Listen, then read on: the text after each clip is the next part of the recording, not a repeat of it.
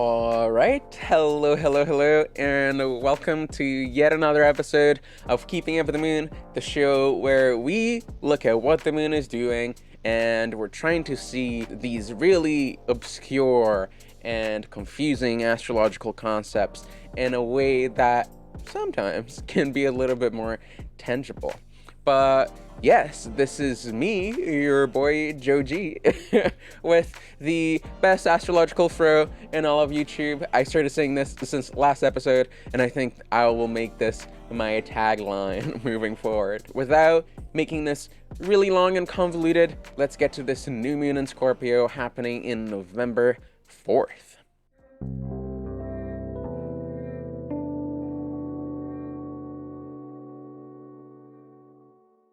So, what is Scorpio? Well, Scorpio is a water sign, which means that it's cold and moist in quality, which means it promotes or encourages emotional depth and the coming together or blending of different factors. A good image to illustrate what moisture can come to mean in this sign is that of a swamp, a place where most dirt has been dissolved into water, and although it's apparently filthy, it's brimming with life. With that quick and easy metaphor, we can see that moisture sometimes can come to represent things that are somewhat unclear or nebulous because it has that blending quality. It's hard to distinguish a drop from the ocean, if you will. One thing that also comes to mind when we're talking about moisture is the idea of sex and sexuality, which you probably should have seen it coming because we're talking about Scorpio. So with that, we could say that moisture entices the coming together of bodies. And for that reason, along with heat, moisture is one of the fertility promoting qualities. The coldness, on the other hand, especially in Scorpio, can invite a calm demeanor, although sometimes only apparently so. Like, outwardly you look calm, but inwardly there is, I won't use rage, but rage is a really good word because Scorpio is the sign ruled by Mars.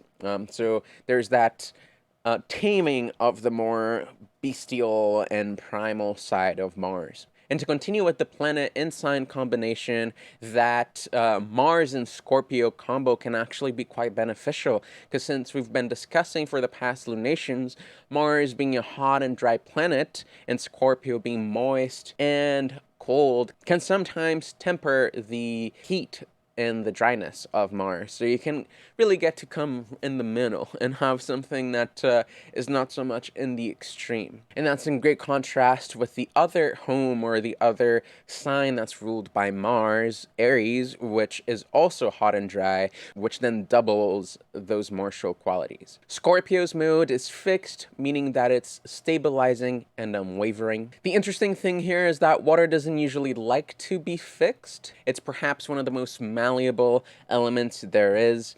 But the cool thing, and it's probably one of the things that I find the most fascinating about this particular sign, is that when we put water under a lot of pressure, it can become sharp like a sword and can even cut your arm off if you let it. And that's probably where we get Mars in that whole equation. Given that Mars is the ruler of Scorpio, the god of war, knives and cuts. And just a funny anecdote, for the past little while with Mars in the later degrees of Libra, that was actually squaring my ascendant, and just it was about to leave the aspect, I cut my finger and there was blood everywhere, and I was like, thanks Mars.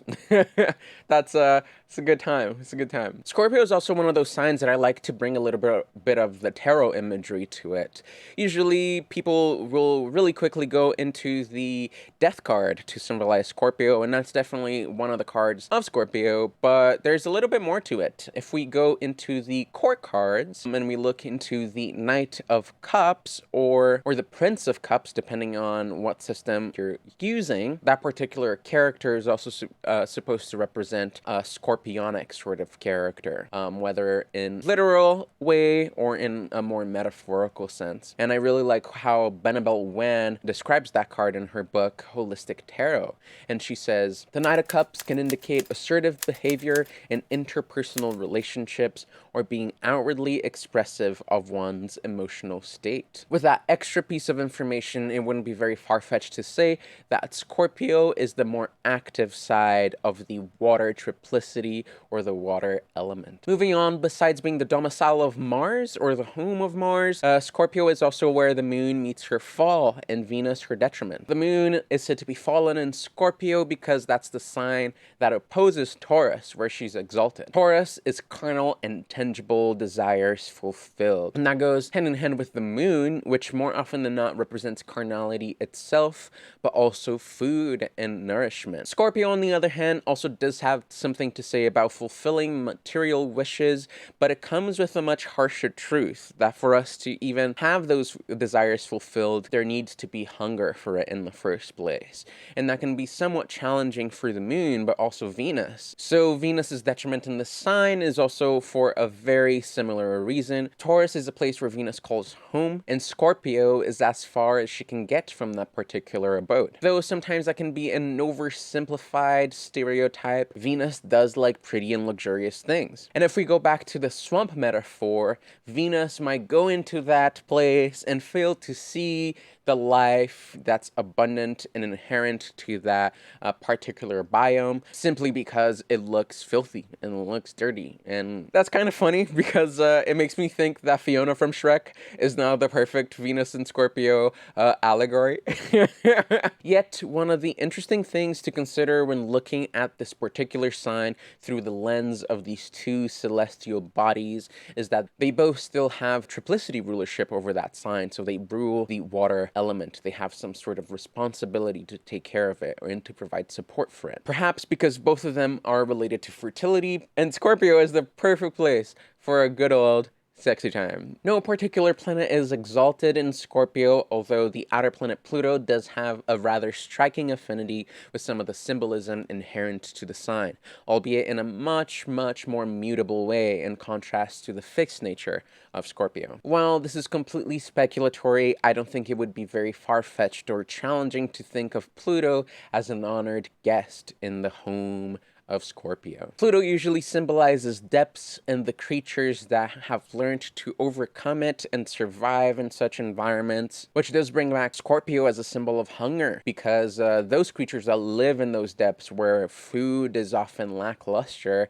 have found ways to overcome it and to conquer that lack of nourishment, especially when we compare the overall abundance of food and resources that we find in the surface, in most places in the surface. Now, let's talk about the moon. This new moon in Scorpio is having at 12 degrees Scorpio, or the 13th degree of the sign. The 13th degree of Scorpio is illustrated by astrologer Johannes Engel in his book Astrolabium Plenum as a fair and strong tower delineating a laborer or a hard worker.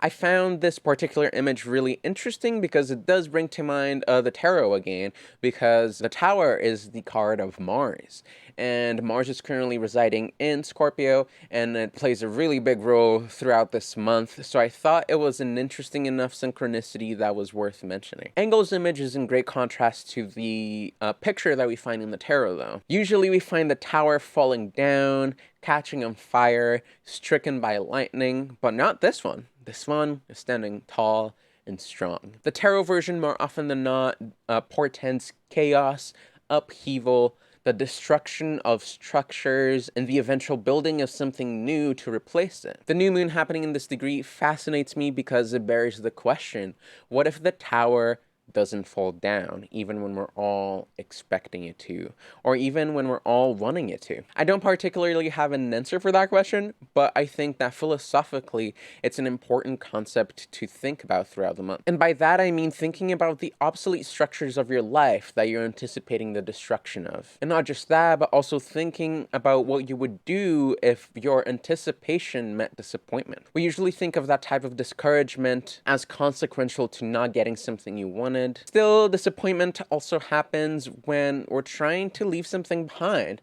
and that thing still keeps tagging along wherever you go. Almost like you're trying to quit a really bad vice, but that vice is here to stay and here to haunt you. Another very important factor here is Uranus, who very closely opposes the new moon through this lunation. And since this is a planet that we usually find auguring disruption and chaos, kind of like the Tower Tarot card, I decided to also see what Engel had to say about that particular degree in Taurus. And he describes it as follows. In the 13th degree of Taurus ascends two women with staves, smiting and striking one another. In other words, they're just beating the shit out of one another. And it denotes a troublesome, contentious, and wrangling person. Doesn't seem like the most pleasant degree. But still, just bear with me. So picture this tower of a person standing strong, a hard worker, and they're just trying to get to work, but across them they see these two women going absolutely ludicrous. And not even just that, imagine that this person is about to get a raise at work and they're about to get crowned the next manager. Yet these two crazy women are still in their way. They're probably gonna be late for work and they might even miss out on that opportunity that they've been looking forward to. And yes, they could try and scoot their ladies out of their path, but still, they can risk getting in a fight that they didn't choose to be in, and they might even get hurt in the way. Now, put yourself in the shoes of this laborer. What do? Do you accept your fate of being late for work, losing that big opportunity? Do you join in the fight knowing very well that you might get hurt and you're probably going to be late anyways? Or do you try to find another way to work? And although that last option seems very, very enticing, it might be that this new path that you take doesn't even take you to work, or you might even be later than you would be if you just waited for the fight to end. All your options are not great. What do? And I think this story is very important because this month might feel like this in many different ways. Like you're so close to getting that managerial crown, but you're late, you miss out on the opportunity, and the current crowned manager makes a snarky comment to your boss saying that you don't deserve the crown because you're late, and you miss out on the opportunity. You get there, you're upset, and you probably want to strangle the crap out of this guy who just is talking shit behind your back. Like, what the fuck? And now you're probably wondering, why is that this man is using the metaphor of a crown, of like a managerial crown, if allegedly this is just a promotion at work. You're not necessarily becoming the next king of England or whatever that may be. Well, that 13th degree of Scorpio right now is a very busy one. And there's something that I haven't yet mentioned, is that there's a fixed star in that degree currently called Alphecca. And it's symbolized by a crown. And that star, Alphecca specifically, is the jewel of that crown. So Alphecca is one of the Bohemian stars. It's a category of stars that was heavily used in the medieval era for alchemical and magical purposes.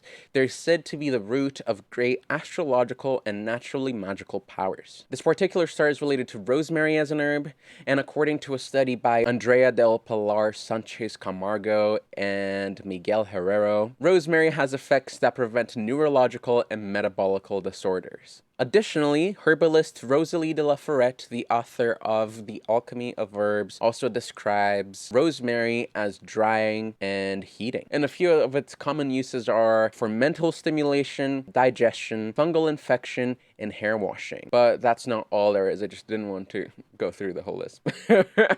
But anyways, I think with that, it's fair to presume that the Scorpio new moon, which we usually would expect to be more towards the cooling and moistening effect, has a little bit of that dryness to it. We have the Sun and Mars, who both are dry and warm planets, together with the star itself that also has some of those qualities. And one thing that we can expect from that is that that dryness can come to counteract a little bit of that moistening effect that we expect from Scorpio. Like we were talking about earlier, it's the moisture that brings things together. So dryness, on the other hand, is more towards the separation, more towards the isolation, and even sometimes apathy. One other thing that we can also expect is this idea of over mental stimulation. And I think with Scorpio, this is something that we also do want to pay a lot of attention to, because that mental stimulation can be a result of a lack of trust or even over investigation. For those who do like gemstones, the fixed star is also associated with topaz. But considering the astrological weather, if you're trying to do anything like even mildly astrologically magical, I'd probably avoid going down that route. But yeah, so like I was saying with fixed stars, it's always important to have a really solid grasp of the myth associated with it to create a really good delineation. And because I'm not necessarily the biggest myth expert, I did invite somebody who is quite proficient at their mythical knowledge. But before we tune into that conversation, first, a word from our sponsor, and that is me. So yes, Lunation reports are great. It gives you a very quick and concise overall look at what's going on throughout the month, where things are headed, but they're not very personal, are they? And that's why getting an actual reading is so much better. Together, we can find the source of the stress and perhaps even an easy way out of it. And in the case that the present is fine, we can even look at the year ahead to make sure you're fully prepared for whatever's to come. This is why I offer personalized readings ranging from 1 hour to 2 hours long, where we sit together and talk about your life, your chart, and where those two might possibly be taking you. So if the Lunation report doesn't feel like enough, you know what to do. You can go to my website, themercuryrising.com today, and once you do book a reading, we can sit together and explore what the heavenly stars or the heavenly spheres might possibly have in store for you. So with that, let's move on and continue with the new moon. But yes, again, it's themercuryrising.com. You know what to do. Go there, see what I have to offer, see what you like. But yeah, let's tune in now to my conversation with my good friend Isha Ramirez, or astrological mythical expert. So Isha, tell me a little bit about yourself. I have been an astrologer, and I say quote unquote because I feel like I'm still a student. I've been studying astrology for about 2 years. Also, I have a heavy background in religion, thanks to my dad. He made sure that I studied not just the Christian Bible, but also the reasons why other deities in the Bible were mentioned, and that got me interested in mythology. So I'm also a mythology buff. Nice. Yeah, and that was one of the reasons why I wanted to have you in the show.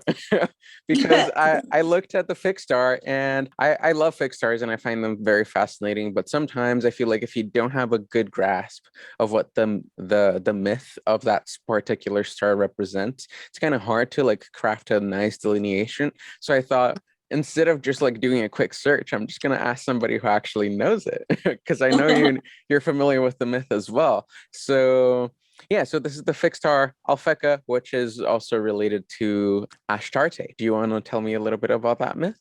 Yeah, so she is the goddess of heaven, or the queen of heaven. And she's the goddess of both war and love.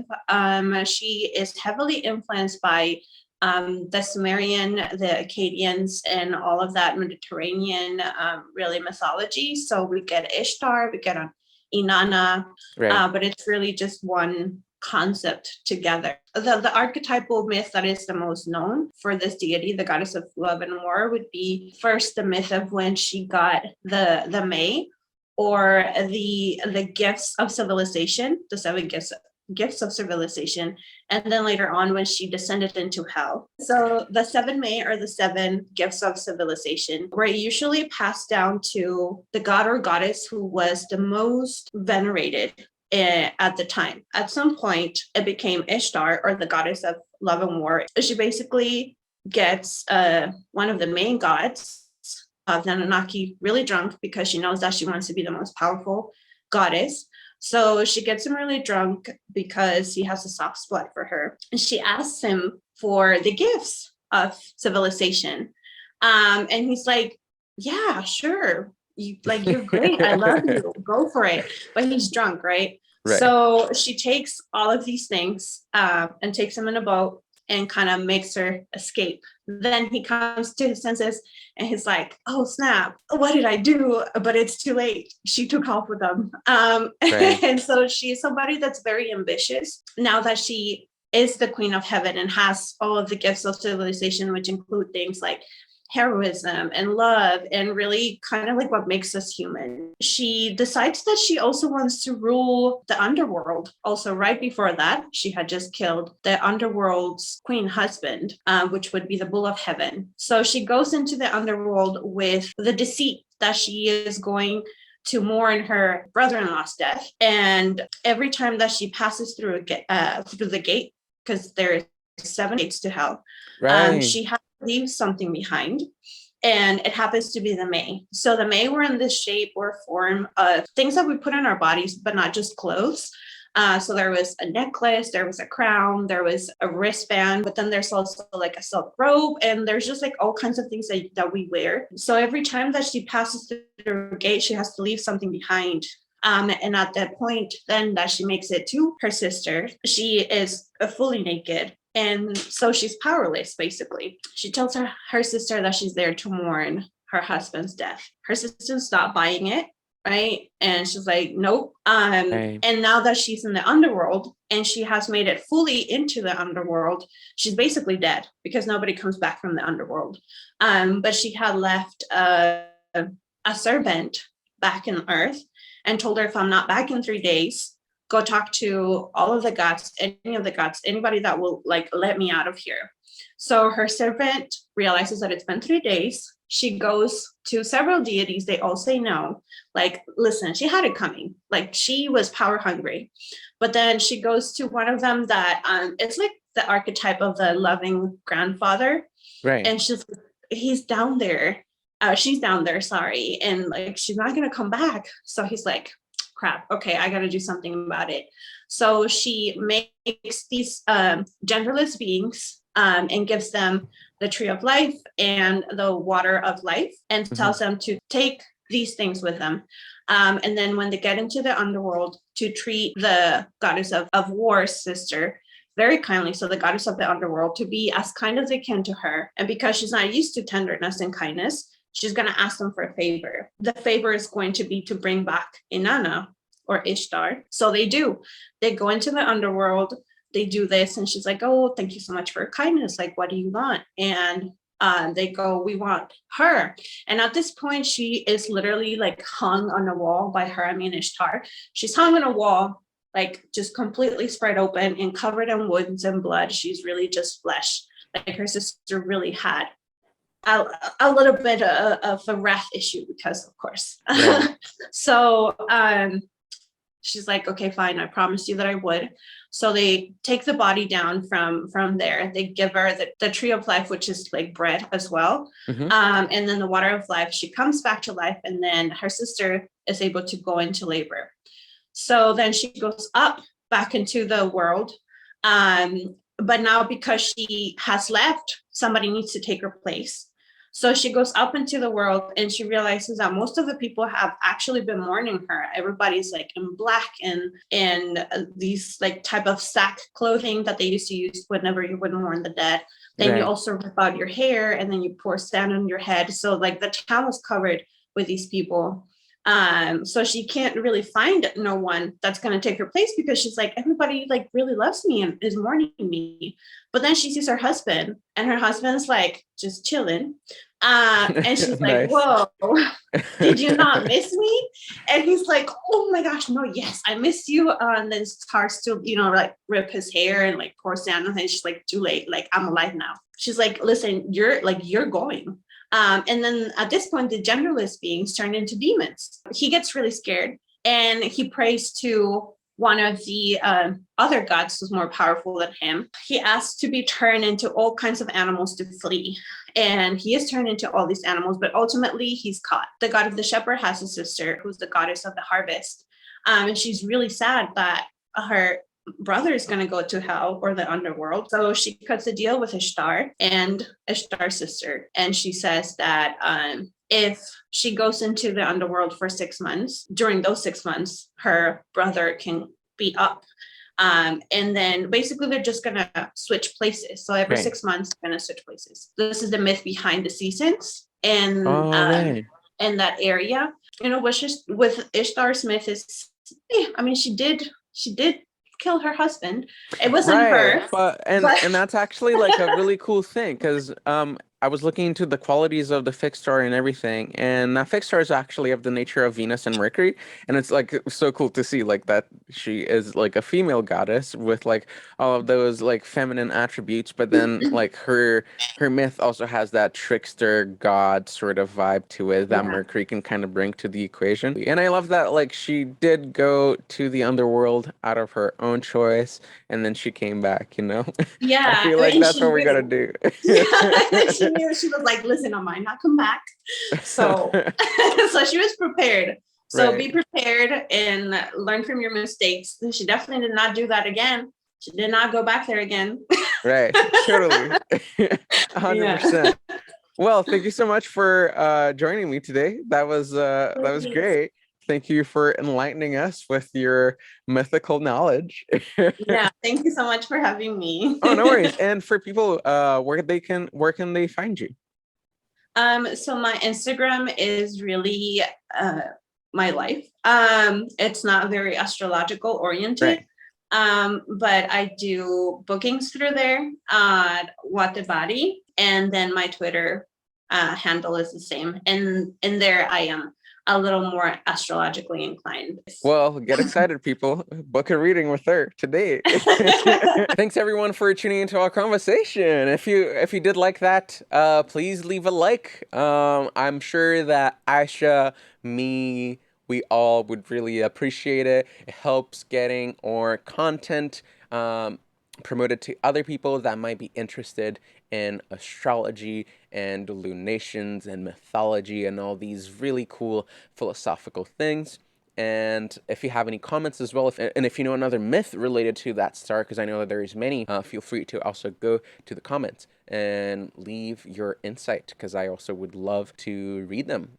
But yes, this whole theme of going into the depths and coming back, maybe.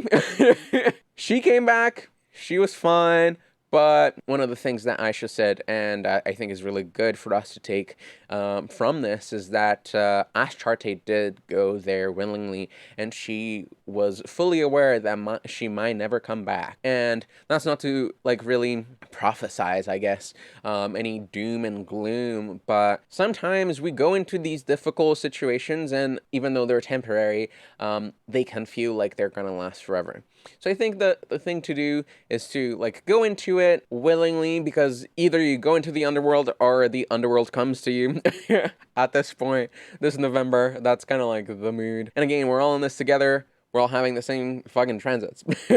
So yes, we covered myths, we covered the fixed star, we covered degrees, we covered Uranus, the moon, the sign, all of these things. One thing's left, or native of the month. And this time around, I actually had quite a hard time finding a really good chart example to help illustrate the situation, because a lot of the natives that I did find had really good chart examples, and again, like I try to limit that to artists. One thing that I had a hard time with was finding anyone with a lot of biographical data that I could go into and dissect for the purposes of this video. So for that reason, we're not going to be talking too much about the native of the month, but I do have a noteworthy mention that it might be worthy exploring. So the native of the month, without getting too much into his life story, you're more than welcome to go and do the research on your own. And if you do, leave it in the comments.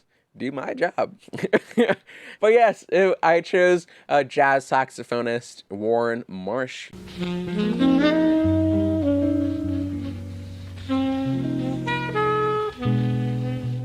He He was born very close to a Scorpio new moon with also Mercury in Scorpio. Mars was also there. So I was like, very, very good example. But again, I don't have the biographical data. So, but I do have his music. And since he's a jazz musician, he's really good at improvising. And I think that improvisation is one of the skills that we really want to hone in and master throughout this November and especially also December. And one cool thing about his chart too is that his Mars is very strong. So I feel like if we want to really learn how to master Mars, even just spending some time with his music and really giving it a solid listen would be really beneficial. I mean, look at that. He has Mars in Scorpio, which is its own sign. It's in its own bounds or terms, and it's in its own face or decan. Also in its own triplicity. It's as martial as you can get, as Scorpio as you can possibly get. So spend some time with his music. Observe how he improvises, the lyricism of his saxophone lines, and how he kind of just goes with the flow. And I think that, again, going with the flow this month is really vital. But with that out of the way, a nice art project that I was thinking about for us to do throughout this month is as follows. So before I go into it, there's a little bit of an anecdote that helps illustrate how I came to this conclusion. If you follow me on Twitter, and if you don't, you probably should, which is, again, at astroboy.joji. You're going to find me if you type that out. But yes, if you follow me on Twitter, you'd know that I'm a big Minecraft nerd. It's my absolute favorite game. And I spent a lot of time working in this particular world. I built a lot of things, but something happened recently, and I accidentally deleted the file, and I lost all of my hours and hours of hard work, and it was very unfortunate. And so I came to the conclusion that this month, with that big Mars, big Saturn energy that we haven't even talked about Saturn, but if you want to stay tuned, next video, in the full moon, we're probably going to talk about Saturn a lot more. But yes, getting the big Saturn, big Mars, malefic energy, just big nose, being denied something that you want, and even like going back to the metaphor that we were using earlier of the guy, the person, the towering person trying to get work to get that crown and being denied it. Having that being such a prominent energy in this month, I think this idea of non-attachment is very important, is a very important thing to sit with. So what I thought was just make something, a song, a painting, or take a picture. I think a picture might be a little bit counterintuitive to the purposes of this because I really want it to be something that you spend a little bit of time on. Like, let's say a whole week you work on this painting, or a whole week you work on the song or these lyrics or whatever that may be. But at the end, you destroy it. And you really want to make sure that you're actually putting a lot of your soul and intent into it. But you also, another catch thing, you never get to show that to anybody. You're the only one who gets to see it. You're the only one who gets to experience it. And in the end, it's destroyed for good. Non-attachment.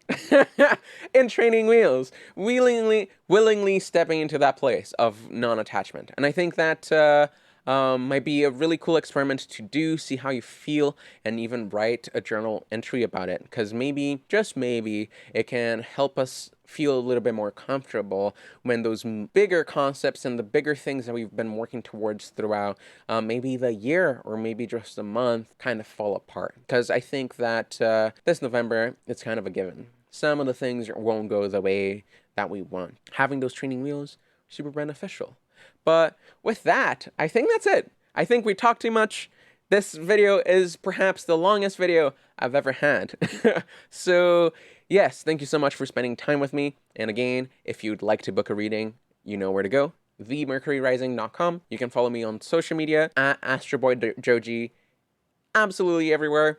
You can also chat with me if you make art. Not this one though, because you're not supposed to show it to anybody. You can always email it to me at jojicopy@gmail.com. And yes, like, subscribe, do all that fun stuff. Help me out with the algorithm. I only have 36 subscribers. I'm trying to get like 1,000 at least. So help me out here. Thank you so much. Have a great month. Great lunation. Thanks, guys. Peace.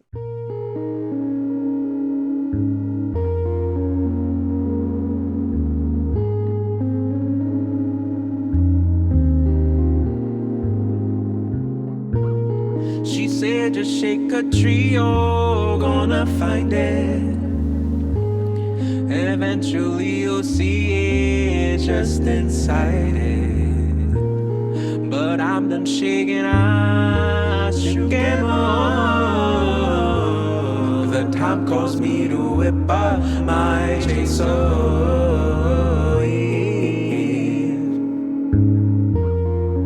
Why did you